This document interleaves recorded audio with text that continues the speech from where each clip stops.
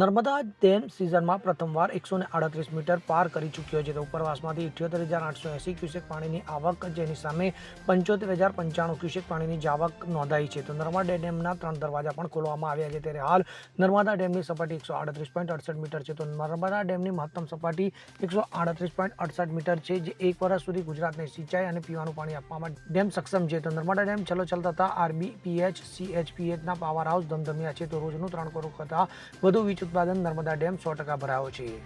દીપક જગતાપ સાથે CN24 news, Rajpipla. હવે જુઓ દેશ દુનિયાની તમામ ખબરો તમારી આંગળીના ટેરવે. ઉઠાવો મોબાઈલ અને Google Play Store પરથી ડાઉનલોડ કરો અમારી CN24 ન્યૂઝ મોબાઈલ એપ.